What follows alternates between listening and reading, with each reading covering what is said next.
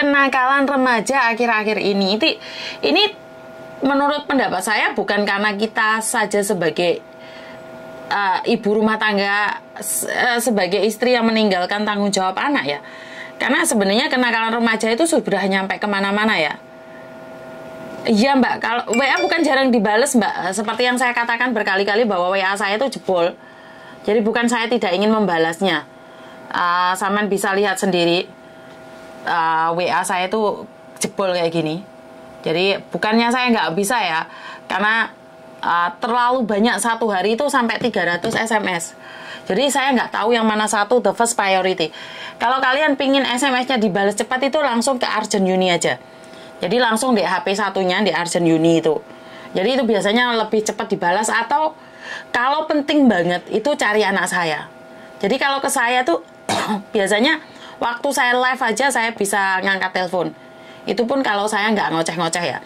Jadi ini adalah saya membahas lagi kenakalan remaja yang ada di Indonesia itu bukan hanya karena kita sebagai anaknya, karena kita meninggalkan anak-anak aja ya.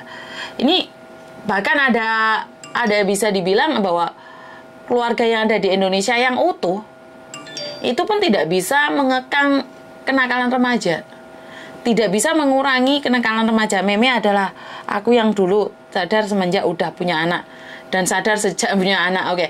Jadi bapak ibu ada di rumah, kekayaan ada, cinta kasih ada, segalanya ada. Tapi kenapa mereka nakal? Apakah karena didikan? Pendidikan tinggi, agama ada, sekolah favorit, tapi kenapa nakal? Dan saya bisa kembalikan pada orangnya juga sih, niat hidupnya juga, moto hidup orangnya tersebut, anak tersebut.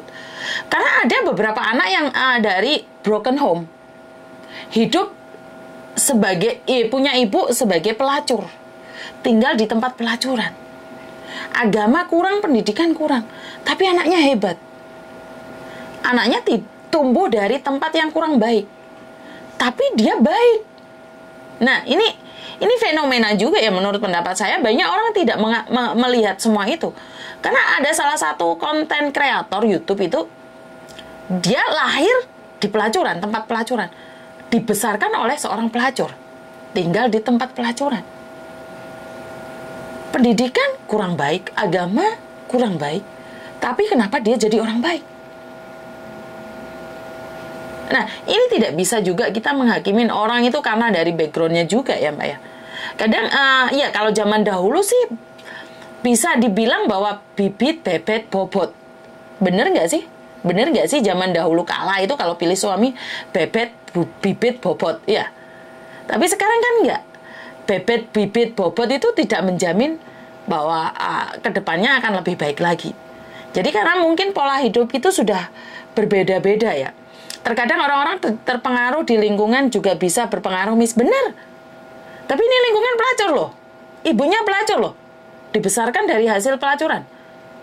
Tapi dia sukses. Dan dia ingin meninggalkan tempat itu. Dan dia berusaha, berdoa agar bisa mengambil ibunya keluar dari kehidupan seperti itu. Tapi ada anak yang yang dibesarkan dari keluarga baik-baik, pendidikan baik-baik, agama baik-baik, tapi besarnya menjadi tidak baik dan membuat keluarga jatuh.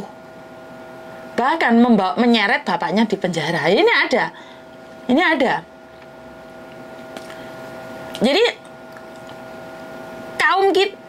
kaum anak-anak kita itu lebih memilih rebahan. Mereka itu tidak suka duduk, walaupun HP-an itu nggak suka duduk loh Mbak. Saya nggak ngomong orang lain ya, ini saya ngomong anak saya sendiri. Anak saya itu siang gitu nggak ada kerjaan, masuk kamar rebahan, kerdolanan HP. Saya bilang sama Meme, jika kamu pingin rebahan, HP ditaruh tidur. Tapi kalau kamu ingin main HP, di ruang tamu. Jadi bisa membedakan antara ranjang dipakai untuk tidur atau dipakai untuk bermain. Jadi saya nggak ngomongin orang lain deh, kayaknya itu terlalu deh. Ntar saya mengatakan anak orang lain, anak sendiri aja nggak benar. Saya nanya anak saya. Nah, Thomas nggak berani di kamar rebahan. Karena mungkin saya sudah mendidik dia, kowe lek sampe di kamar rebahan nyekel HP, ngelempang tak saduk. Metu akhirnya masih. Ya selebihnya saya kurang tahu lah, tapi kalau saya di rumah, dan kebetulan saya kan nggak bekerja, Mbak. Jadi saya setiap hari bisa ngelihat aktivitas anak-anak saya. Jadi Meme itu udah terbiasa. Dan ibu saya, yus bene lah daripada dolan ben ndek omahe. Bene dolanan HP, mau sak diseneni. Jadi ya nggak tahu, saya sudah bingung ya Mbak. Kalau zaman dulu kita kan senengane petan, tumo, pelayon, bok-bokan, dolanan wedi, dolanan lemah, dodol-dodolan itu kan. Tapi anak sekarang kan nggak, wedi kotor. Dia itu di kamar rebahan. Barados mangan sarapan turu nyekel HP. Dan bagaimana masa depan mereka 10 tahun ke depan? Korah-korah gak gelem, nyapu gak gelem. Kemarin piringku hampir tak lempar misalnya. Ada Cece yang nyuciin. Gimana kalau Cece nggak ada? Tak sawat no piringku. Mungkin saya keras ya. Tapi ini cara saya agar anak saya tidak meminta dan mengharapkan orang lain. Jadi gak ngerti ya, daripada ngeluyur. Kalau saya pribadi repot ya, karena ngeluyurnya sekarang itu bukan mencari ilmu ya. Kalau saya dulu ngeluyur itu camping lah, campingnya sekarang zaman dulu ya beda meneh, hiking ya beda meneh. Jadi sangat mengkhawatirkan sekali pergaulannya. Ya wes, apa yang bisa kita lakukan adalah ya jawaban anak sekarang gitu, misalnya iya. Jawaban anak sekarang seperti itu. Makanya saya tidak menyalahkan siapa-siapa ya, tapi saya pribadi saya lebih berpikir bahwa karena kita memberikan segalanya padanya. Kita memberikan apapun yang dibutuhkan anak kita tanpa memikirkan kedepannya anak kita itu bisa mencari uang sendiri nggak? Krungu anakin longso kan di duit, bingung kita lagi kirim duit. Bener nggak sih? Aku aja kaget loh Mbak. Anakku sudah ada mobil, sudah punya sepeda motor. Moro-moro ibuku wis nukokno meneh Aero. Padahal wis tak omongi aja tukokno Bu. Wis ben daripada dolan tok di duit kayak apa. Lah, terus piye? Bener nggak sih? Jadi ibu keren baik jadi benteng penguat. Komennya buat teman-teman yang di luar sana yang punya anak suka rebahan, buat anak-anaknya yang sama kurang lebih kayak Meme, tolong ingatkan mereka 5 tahun ke depan mereka mau jadi apa. Itu tergantung hari ini. 10 tahun ke depan apa yang akan terjadi pada anak-anakmu tergantung hari ini. Jika hari ini mereka terus rebahan, 10 tahun ke depan mereka tidak akan jadi apapun. Dan mereka tidak bisa melakukan apapun. Karena mereka tidak pernah tahu kehidupan di luar. Jadi, tanyakan pada anak-anakmu jika saat ini mereka males-malesan, jika saat ini mereka tidak ingin berjuang, jangan sampai mereka tua berjuang. Dan mereka akan menyesal. Kalau tidak hari ini kita bersusah payah bekerja, tunggu aja tuamu pasti sengsara. Kalau masa mudamu kamu tidak ingin belajar sekolah yang tinggi, di masa tuamu kamu akan menyesal. Jadi ingatkan pada mereka, ojo dimarahin. Kontenku iki rungok kongkon kekno ndek dhek, rungokno. Tapi konten ini nggak masuk bagi kalian yang memang berpikir bahwa alah bene aku gak kepingin anakku merasakan apa yang aku rasakan. Iya, saya tahu kalian itu tidak ingin membiarkan anak-anak kalian merasakan kekhawatiran kalian, ketakutan kalian. Tapi ingat, saat kalian tidak ingin anak kalian susah hari ini, 10 tahun ke depan anak-anakmu itu akan sengsara, Mbak. Betul, mis, anakku setiap harinya hanya main game di rumah, nggak mau bergaul pun ngapa-ngapain, hanya main game. Sampai saya bingung, mis, caranya nasihati. Nggak, karena nggak bisa dinasihati anak sekarang.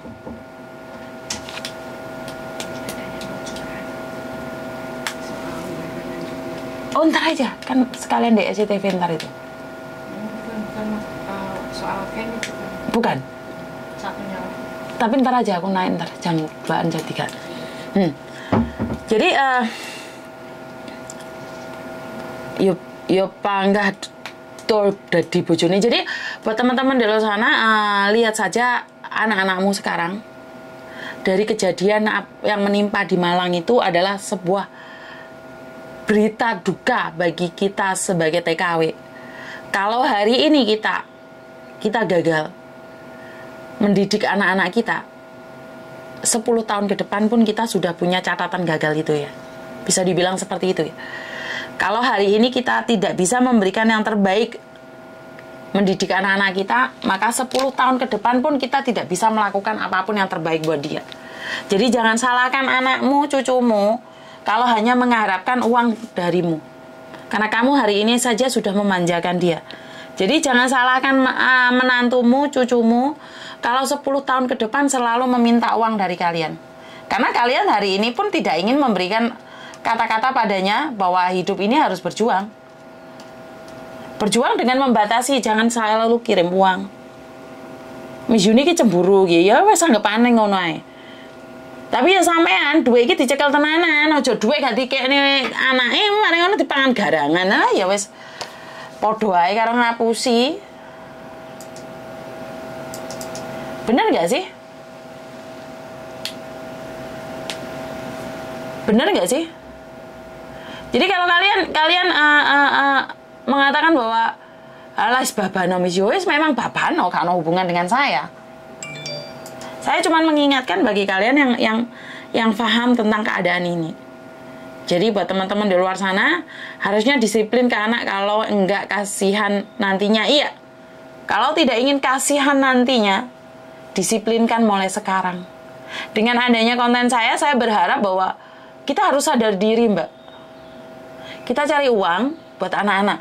Tapi kalau anak-anak kita sudah muntap, sudah enggak di jalur, ya kita strength duit. Tapi lek duitmu gak mau kirim anakmu, tapi awakmu ojo kecantol garangan, ojo kecantol nyambe, ojo kecantol codot.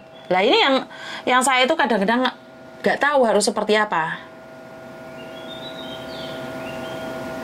Ndak parang seudon haluan yang tahu sok tahu aja semua juga mendol.